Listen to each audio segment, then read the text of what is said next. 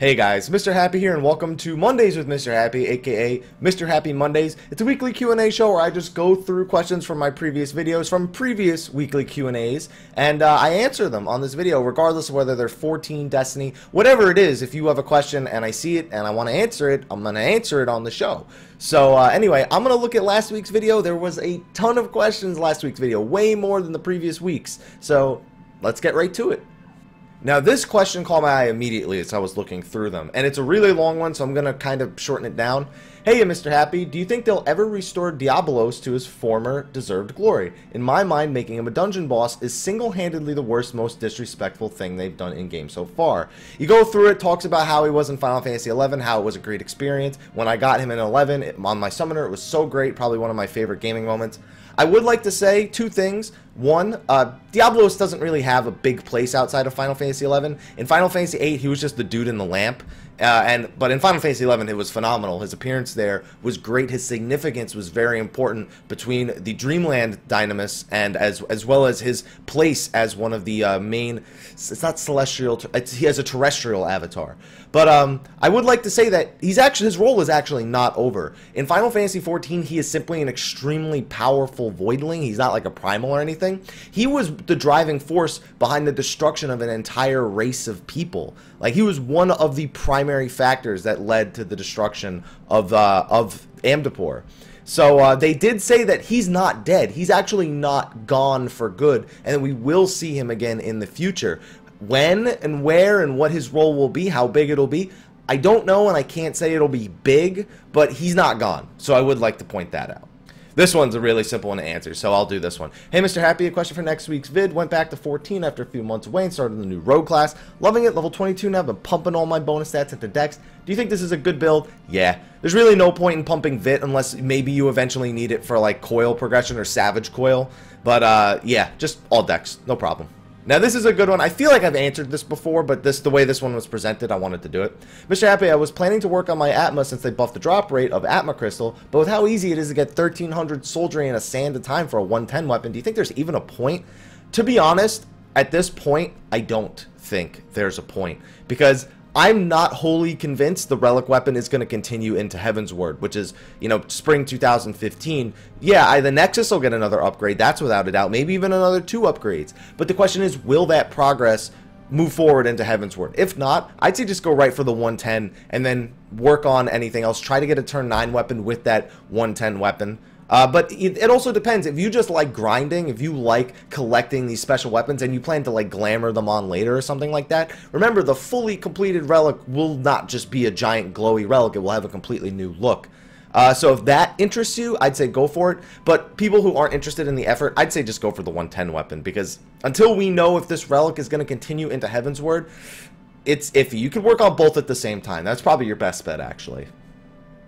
This is a good one because this goes back to a conversation I've had with a very good friend of mine. Question, what in-game dish do you want to eat? And that's really hard. I mean, Apkalu omelets. I want to try buttons in a blanket because that's it's basically stuffed cabbage. I just don't know how stuffed cabbage would taste with like just mushrooms in it without like meat. So, black truffle risotto is another big one. Yeah, you know what? I'll go with black truffle risotto because I don't think I've ever even had any risotto before. So why not start with the black truffle risotto? Here's another going to Mr. Happy. What is the fastest way to level? I still haven't reached a class. Almost here, but I think he said I haven't reached a job. Almost here, but I still need to level my archer and the rest of my classes. So just wondering if fate grinding is enough. Fate grinding is good if there's people doing it. Solo, sometimes fate grinding can be a little bit tedious. But leave quests and fates in between dungeon queues. If you're a DPS right now, you're sunk on dungeon queues, to be honest. So you're probably going to be doing leave quests, low-level duty roulette while you're waiting, fates. Make sure you do your hunting log and your challenge log. You get, I think there's 4 different things that you can use to level. There's the dungeon one, the leave one, the guild hest one, and can't remember the other one right now. Regardless, do your challenge log, do your hunting log. Just make use of everything that you can. Don't tunnel on one method. Spread it out so you can keep your sanity and get a lot of things out of the way. I like this one. Mr. Happy, who would win in a fight? Koji Fox or Mr. T circa now? Koji Fox. Team Fuck You Titan. You can't beat Team Fuck You Titan. You gotta go with Koji Fox. He shouted Fuck You Titan in the middle of the London Fan Festival. You gotta go with that guy. This is a simple question. Mr. Happy, do you watch anime? Not really. I've watched animes, and I'm not just talking Dragon Ball Z when I was a kid. I mean, like, I've watched Steins Gate, I've watched Haruhi, but mostly this was just an extension of me having roommates and suite mates in college that were really into anime, and they would watch it in the living room because of our setup, and I would just watch along with them. I never really went out of my way to watch animes. So what other Final Fantasy series would you like to see, such as an Advent Children type sequel prologue? You know, Final Fantasy IV has gotten enough sequels that I almost kind of wish that they had just, instead of doing the after years, that they had kind of just done an Advent Children-like thing for the after years. It's good that they had a game. I don't know how well it was received because I haven't played after years, but that is definitely one that I would consider. Also, no, not Final Fantasy VI. That came to a pretty conclusive ending. Yeah, you know, I'm just going to go with that. I kind of wish After Years had been its own CG movie, as kind of like Advent Children. Here's another one. How about Anima as a Final Fantasy in Final Fantasy X? Wait, what? Let's start that one over. How about Anima from Final Fantasy X as a Primal? I actually speculated what that would be like, and that was back when I imagined Anima would be a 24-person fight where you had 12 people fighting his upper half and 12 people fighting his lower half. Very similar to the final fight in Wrath of the Lich King in World of Warcraft. I think his name was Halion, where you had to have half the raid fight his Living Realm form and the other half fight is like Shadow Realm form at the same time or something like that. And also another fight in Cataclysm was like that. But anyway, regardless, I think I'd be okay if they're going to use Bismarck, who is like one of the most like no one cares about in Primal. If they're gonna use him, they might as well just use Anima. I mean, they could easily work it into the story. It's not like it has to be the exact same Anima from Final Fantasy X. It's not the exact same Diablos from Final Fantasy VIII or Final Fantasy XI, so what the hell, why not, right? I just hope they don't make him a dungeon boss. I'll go with that. Speaking of large-scale bosses, question, do you think or even want large-scale 16 to 24-man boss fights when the new expansion is released? A part of me does, because I remember back in the day, it made things somewhat easier. You know, with Final Fantasy XI, one thing that was really nice about it is you could do things with very few people, but if you had more people, there was no reason really not to bring them for the majority of content. For some content, that wasn't necessarily the case. But it made things so, like, you didn't have groups of 8 going in and forming their own cliques or anything like that. But at the same time, I know how bad it can be to find 24 people capable of dodging everything, of listening to calls, of organizing. I've known a lot of raid leaders from World of Warcraft. I've known some that were around for Naxxramas and beat Naxxramas when it first came out in pre-BC. I knew people who were in, you know, server first and world first guilds in World of Warcraft who had to organize 40 people, 25 people. They have all hated it. They all hate. A lot of them went and did 10-mans because it was just easier to manage. It wasn't about the difficulty. It was that, hey, we could still get heroic done and we can manage it. Now with Mystic coming out, they're not too happy. But it's just that, yeah, the benefit is there's a lot of people and it looks cool. But you gotta also think all those people need to be able to perform their individual roles, and the difficulty of finding 24 like-minded, equally skilled individuals is enough to break anybody's mind in half. So yes, while I think it would be cool, I think that the hunts have pretty much taken that spot where for super large-scale boss fights, even if they're a complete joke because everybody shows up, still, I wouldn't want to organize 24 people for Final Coil of Bahamut. Let me just tell you that much. Hey, Happy, got a question for your next episode. Now that Ninja shares gear with Monk, I would like to correct that. They do not share all gear with Monk. All gear that came out before patch 2.4, they share with Monk, but they have their own set of gear from the Final Coil of Bahamut, and they will have their own set of gear moving on. It's like Dreadworm gear of scouting or something like that. So they don't actually share gear. That's not like a permanent thing. That's just the old gear that they needed to give them a place. And since Paladin and Warrior already share gear, do you think it's likely expansion jobs will also share gear? Dark Knight's definitely going to share gear with Paladin and Warrior. I absolutely see that happening. For the gun job, like you say, sharing with Bard, yeah. I mean, I don't see why not. This goes back to my whole originally, I was like convinced Ninja was going to be strength, and I went like, did extensive research to make sure it was going to be strength. Just because in a lot of old Final Fantasies, strength is actually their most important stat, and then Dex was immediately behind it. Usually those were starting stats, and Dex would outscale it in the end, and then in Final Fantasy VII, Yuffie had like no strength at all. But regardless of that, the gun job, I'd imagine, as long as it's a traditional gun job, it should scale with Dex. If it's a gun healer, it should scale with Mind. If it's a gun magic damage dealer, I don't know. It's still Dex, honestly, if they were going to do that, because that would just be dumb if they made it int. But yeah, you know, at this point, there's 2 Dex, 2 int, 2 Mind, 2 Vit. I guess you could consider that, but they technically also go for strength accessories. And then you have, what, 2 strength? Technically 2 strength, but they also fight with accessories over the tanks. Like, warriors roll on strength accessories a lot. So it's, I don't know. I think, yeah, that the Dark Knight will share gear. I don't know about the rest of them. But keep in mind, Ninja doesn't share gear with Monk, like, permanently. That's not a thing.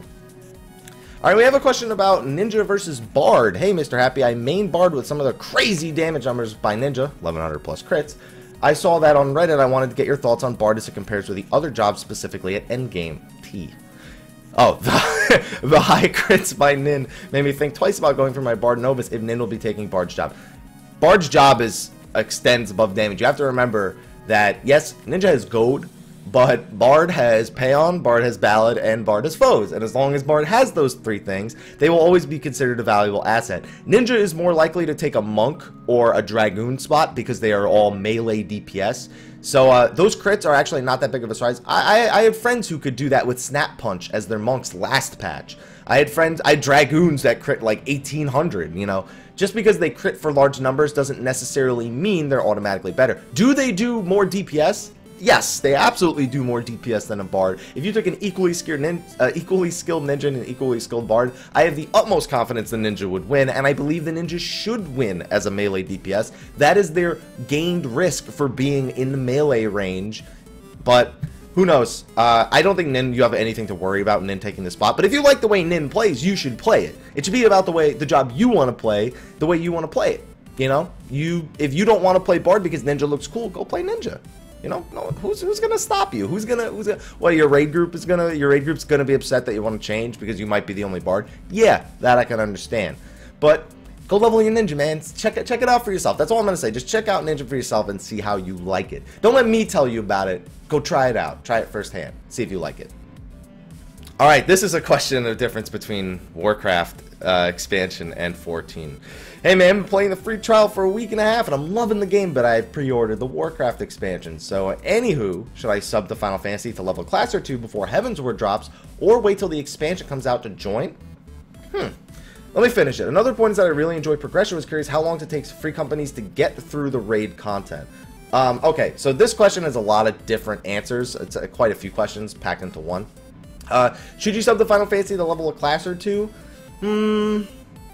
Yeah, you probably should, because even though there's no base class for Dark Knight, and we don't know how it's going to be for the other jobs, you're still going to want cross-class skills, and it's going to make your life a lot easier. Even if it's not the level, even if you were to just level your Dragoon to like 30-something, and your Pugilist to 42, even if you got nothing to 50, setting yourself up for the cross-classes later would probably be okay for you. As for progression, it depends what kind of free company you play with. Like, Final Coil Bahamut was beaten in less than a week. I mean, but only by 2 free companies. You know, it's not like that's a widespread expectation of everybody, you know? So, it's really tough to say.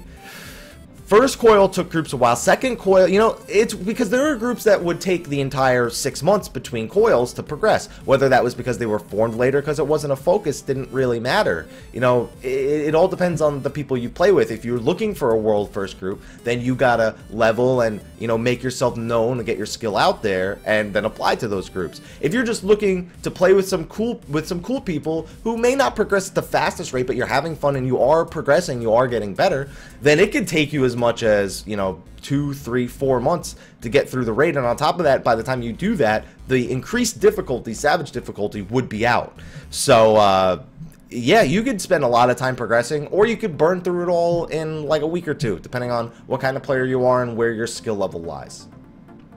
Alright, so I was just reading the questions top down. I realized there's like 130 comments on this one, so I'm actually going to start from the bottom up. And this is a question I think I've answered before too. Great video. Quick question. What happened to you and Gamebreaker TV making XIV podcast? Just curious. Keep up the good work. Once Mr. Byrne wasn't on the show, I didn't like kind of being a one-man show where Gary would facilitate a topic to me and it was just me talking about it for however long. I really liked having somebody to converse with and have different opinions about and debate. You know, that was one thing I really liked, and when that aspect was lost, it just didn't feel the same anymore. At that point, it was just me talking for 30 minutes. And I know that's like every one of my videos anyway, but I didn't feel like another place to do that was very much needed. I really would still like to do podcasts. I just need people to have different opinions and debate with and have conversation with about the game, you know, and like deeper conversations, not high-level conversations, you know. Alright, this question is very, very long. It's padded with a lot of compliments to the channel. Thank you so much. But I'm just going to go straight to the question part of it. They're talking about how they're excited for a new playable race, but they're asking, you know, a lot of times I'll say playable races, or people will refer to it as playable races. Why do they refer to it as a plural? And it's because male and female, so even though it is technically one new race, two new genders, so it's easy to have a slip of the tongue where you just say, oh, new races, you know, new races. It could just happen real quick. Don't take it too literally. It's one new race with a male and female gender. So I'm sorry if I confused you. Just clarifying that that is what it is. That was already said at the fan festival. I always get one of these questions every week. Hey, Mr. Happy, can you read this on your next Q&A? Next question. And this is another question. Okay, this is a real question. This isn't just like the last one. What's the reason to even have a cap to the amount of tomes you can have?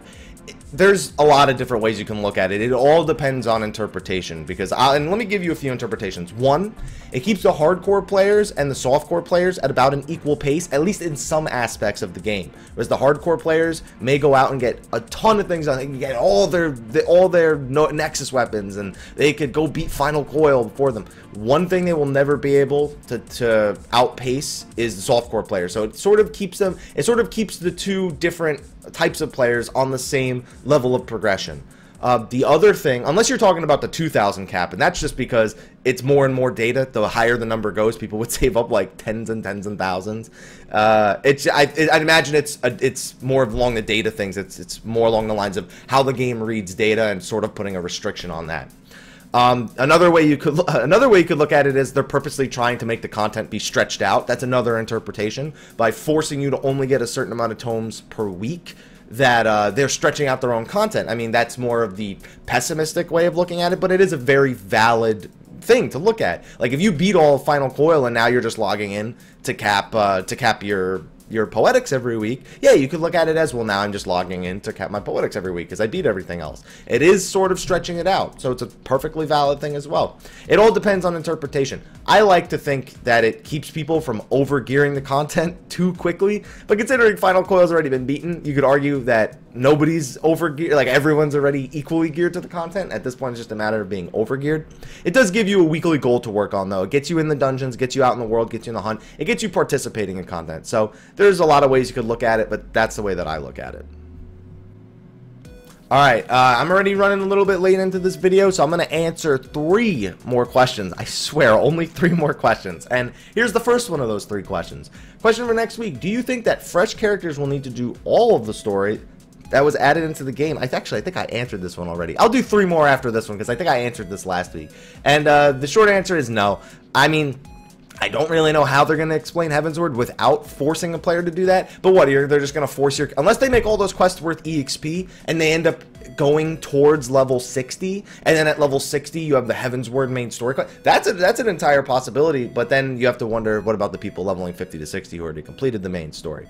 So there's a few different ways that it could go, but I think they'll find a way to make it work without having to do all of it. I don't know. That's my final answer. 3 more questions after that one.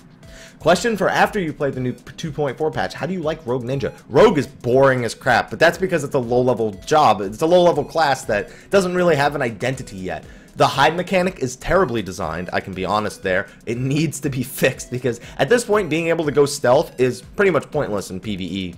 Because every time a boss is pulled, you get unstealthed automatically because you're considered in combat because the boss was pulled. So you can't ever open with, like, trick attack, Raiton. You have to go pretty much Suiton, Kasatsu, Raiton. So it's pretty lame. But Ninja is a ton of fun.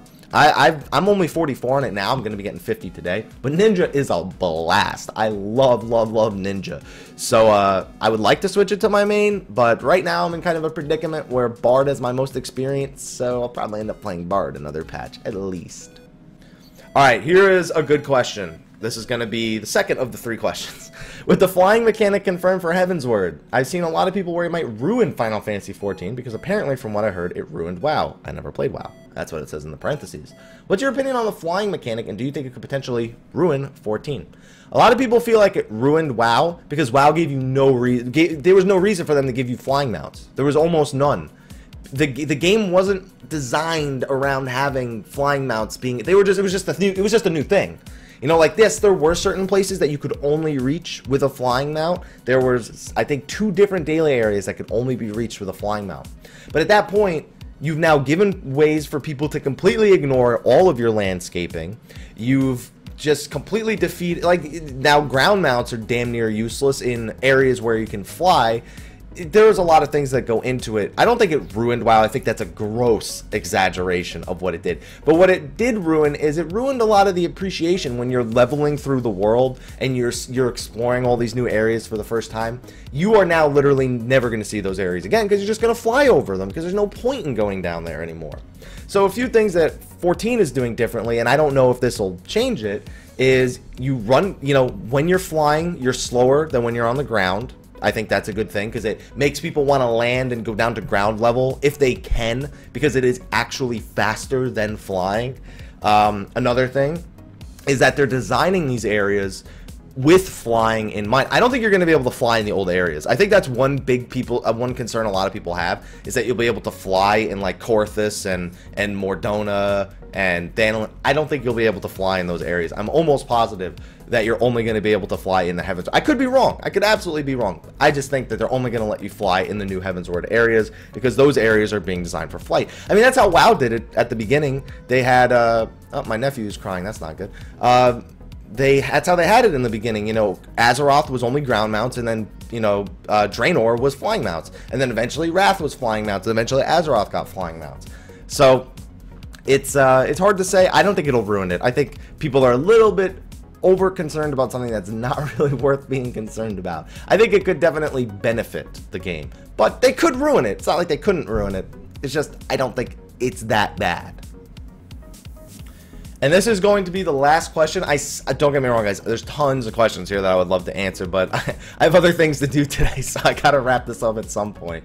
And this one says, Mrhappy, as far as the level cap increase goes, do you think it would be as simple as just an update and level deal, or will they implement a Genkai trial system like that? No, they're not doing a Genkai trial system like they didn't. They won't do it. They absolutely won't do it. The entire point of 14 has been ease of access, and the leveling is definitely going to follow that suit. It's not like they couldn't do it. I am just confident that they won't. Based on the way they've treated the game in the past, based on their goals of it being an accessible game, I don't see them doing that. I imagine that there would be more backlash than there would be hype for something like that. So I'm going to just go ahead and say, just update and level deal.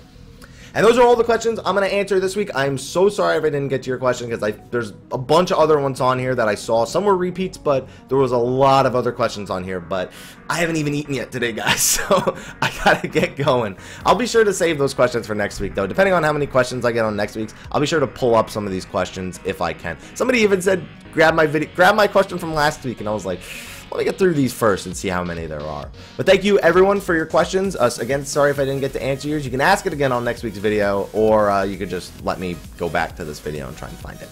But regardless, thank you for watching. Be sure to like, favorite, subscribe, and share for more Final Fantasy XIV videos, as well as more Mrhappy Mondays. Feel free to ask your questions. They don't all have to be about Final Fantasy XIV. Remember that. And until next time, guys, take care.